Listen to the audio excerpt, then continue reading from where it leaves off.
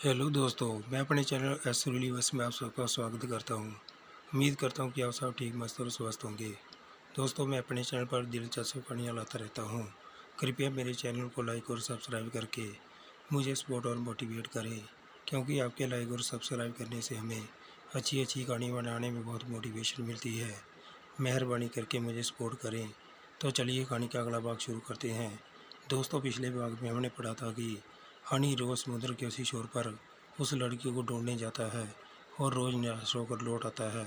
और फिर एक दिन हनी समुद्र के उसी छोर पर जाकर सोचता है और समुद्र में कूद जाता है।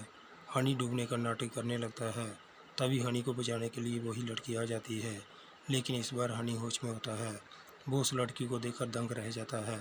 तो वो सुंदर लड़की कोई और नहीं, एक जलपरी होती है। तो वो जलपरी हनी को किनारे ले जाकर लिटा देती है और जब वापस जाने लगती है तो हनी उस जलपरी का हाथ पकड़ लेता है। अब आगे हनी कहता है, तुम कौन हो और क्यों मुझे बार बार बचाती हो? लेकिन जलपरी कुछ नहीं बोलती है। तो हनी कहता है, तुम बोलती क्यों नहीं हो? मेरे सवाल का जवाब दो। लेकिन फिर भी जलपरी कुछ नहीं बोलती है और अपने मासूम चेहरे से हनी को देखती रहती है। तो हनी गुस्से से बोलता है, तुम बोलती क्यों नहीं हो? अगर तुमने मेरे सवाल का जवाब नहीं दिया तो मैं अभी इस समुद्र में कूद कर अपनी जान दे दूँगा। अगर तुमने मुझे बचाने की कोशिश की तो मुझसे बुरा कोई नहीं होगा। तभी जलपरी चुप्पी तोड़ते हुए कहती है, नहीं नहीं, ऐसा मत करना। मैं अपने बारे में तुम्हें सब कुछ बताती हूँ। मैं एक जलपरी हूँ और मेरा नाम मीता है और मैं इस समुद्र में रहती हूँ और मैं तुम्हारे बारे में सब कुछ जानती हूँ। तुम हनी और तुम्हारी माँ के अलावा तुम्हारा और कोई नहीं है और तुम इस समुद्र में मछलियाँ पकड़कर अपने घर का गुजारा करते हो। तभी हनी कहता है, तुम मेरे बारे में इतना कुछ कैसे जानती हो? तभी जलपरी कहती है, हनी मैं रोज़ तुम्हें समुद्र में मछलियाँ पकड़ते हुए देखती हूँ और तुम खुद से ही बातें करते रहते हो। मैं ये सब सुनती हूँ और हनी मैं ये भी जानती हूँ कि तुम बहुत अच्छे हो और तुम हमेशा दूसरों की मदद करते हो, इसलिए मैं तुम्हारी जान बचाती हूँ। ये सब सुनकर हनी बहुत खुश होता है और कहता है, तुम भी बहुत अच्छी हो। ऐसे ही हनी और जलपरी रोज़ मिलने लगते हैं। हनी रोज़ मछलियाँ पकड़ता है और उन्हें बेचने के बाद समुद्र के उसी किनारे पर अमिता जलपरी से मिलने जाता है, जहाँ कोई नहीं आता जाता है। और उसी किनारे पर अमिता जलपरी भी हनी से मिलने के लिए आती है। ऐसे ही रोज़ मिलते मिलते अमिता जलपरी और हनी को एक दूसरे से प्यार हो जाता है। एक दिन जब हनी अमिता से मिलने के लिए जाता है तो उसे नील देख लेता है और कहता है, जी हनी मछलियाँ पकड़ने के बाद समुद्र की ओर क्यों जाता है? आज इसका पीछा करता हूँ, देखो तो सही ये रोज़ कहाँ जाता है। और इतना कहकर नील हनी का पीछा करने लगता है। हनी के पीछे पीछे तक नील समुद्र के उसी किनारे पर पहुँच जाता है जहाँ पर हनी और अमिता जलपरी मिलते हैं। अनिल पेड़ के पीछे छिपकर हनी को देखने लगता है और हनी जोर जोर से अमिता अमिता बोलने लगता है। तभी वहाँ अमिता और जलपरी आ जाती है और दोनों किनारे बैठकर बातें करने लगते हैं। तभी नील चौंकते हुए कहता है, ये तो अप्सरा से भी सुंदर जलपरी है। तो ये हनी जलपरी से मिलने के लिए रोज़ यहाँ आता है।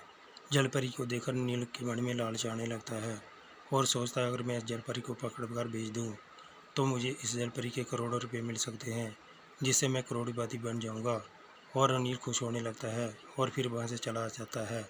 एक दिन जब हनी अमिता जलपरी के साथ बैठा था तो हनी कहता है, अमिता तुम मुझसे दूर मत जाना, क्योंकि मेरी माँ के बाद तुम ही हो जिसे मैं बहुत प्यार करता हूँ। अगर तुम मुझसे दूर गए तो मैं मर जाऊँगा। तो अमिता जलपरी बाबू होकर कहती है, ऐसा मत बोलो हनी, मैं तुम्हें छोड़कर कभी नहीं जाऊँगी। और सोचने लगती है और कुछ देर बाद कहती है, पर हनी मैं तो एक जलपरी हूँ और तुम इंसान हो, तो फिर हम पूरी ज़िंदगी कैसे साथ रह सकते हैं, क्योंकि इंसान और जलपरी का कभी मिलन संभव नहीं है। तभी हनी कहता है, ये तुम क्या कह रही हो? ये तो ठीक है कि इंसान और एक जलपरी का मिलन संभव नहीं है, लेकिन ये ज़रूरी नहीं है कि अगर शरीरों का मिलन होता है तो दो जीव तभी साथ रह सकते हैं।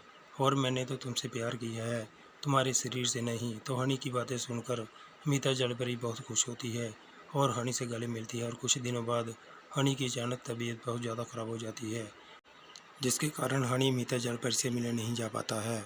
और उधर रोज़ अमिता जलपरी समुद्र के किनारे हनी से मिलने के लिए आती है, लेकिन हनी नहीं आता है।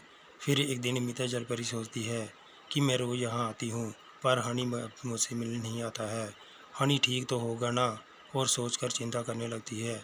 तब अमिता जलपरी परेशान हो जाती है और फिर अमिता जलपरी किसी भी तरह हनी से मिलना चाहती है।